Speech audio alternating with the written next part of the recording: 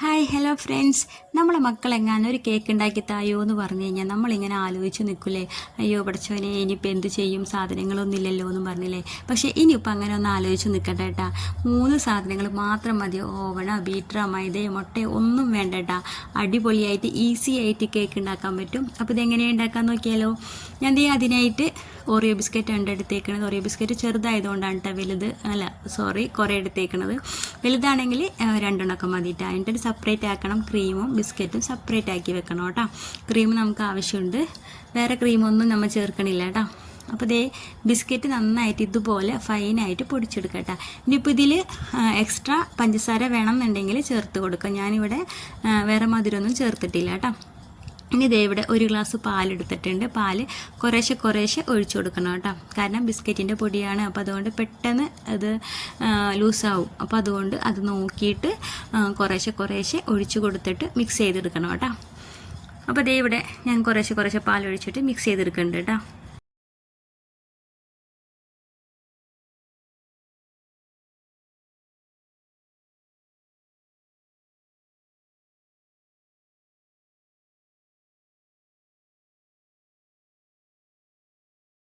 ഈ ഒരു പരുവത്തിൽ മിക്സ് ചെയ്തെടുക്കണം കേട്ടോ. ഇനിയിപ്പോൾ നമുക്ക് ചെയ്യാനുള്ളത് ഒരു എന്താ പറയുക, ഒരു 1/4 ടീസ്പൂണ് സോഡാപ്പൊടി എടുത്തിട്ടുണ്ട് കേട്ടോ. 1/4 ടീസ്പൂൺ സോഡാപ്പൊടി എടുത്തിട്ട് അതിലേക്ക് ഒരു പകുതി നാരങ്ങ പിഴിഞ്ഞൊഴിക്കുക കേട്ടോ. കുരുവൊക്കെ മാറ്റിയിട്ട് പിഴിഞ്ഞൊഴിക്കണേ. ഇത് നന്നായിട്ട് മിക്സ് ചെയ്തതിന് ശേഷം നന്നായിട്ട് പതഞ്ഞ് വരും കേട്ടോ. എന്നിട്ട് അത് അങ്ങോട്ട് നമ്മളുടെ കേക്കിലെ മിക്സിലേക്ക് ഒഴിച്ചു കൊടുക്കാം. ഇത്രേ ഉള്ളൂ കേട്ടോ. ഇതിങ്ങനെ ചേർക്കണത് കേക്ക് നന്നായിട്ട് എന്താ പറയുക, നല്ല സോഫ്റ്റ് ആയിട്ട് വരും കേക്ക്. ഹാർഡാവില്ല. അതിന് വേണ്ടിയിട്ടാണ് ഇങ്ങനെ ചേർക്കണത്.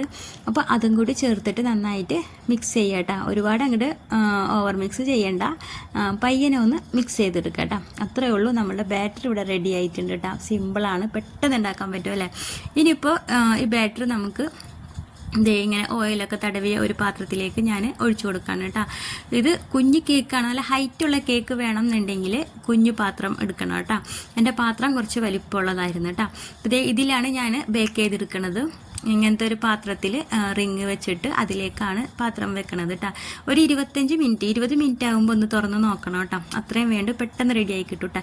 ഇനി നമ്മളുടെ ക്രീം ഞാൻ ഇവിടെ കുറച്ച് പാലൊഴിച്ചിട്ട് അത് നന്നായിട്ട് മിക്സ് ചെയ്തെടുക്കാൻ കേട്ടോ. ഇനിയിപ്പോൾ ഇത് വിസ്ക് വെച്ചോ ബീറ്റർ വെച്ചോ വേറെ എന്തെങ്കിലുമൊക്കെ വെച്ചിട്ട് ഇത് നന്നായിട്ട് ബീറ്റ് ചെയ്തെടുക്കണമെങ്കിൽ അങ്ങനെ ചെയ്യാം കേട്ടോ.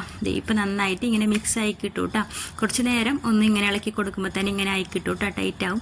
എന്നിട്ടത് ഫ്രിഡ്ജിൽ വെച്ചിട്ട് ഒന്ന് സെറ്റാക്കി എടുക്കണം കേട്ടോ.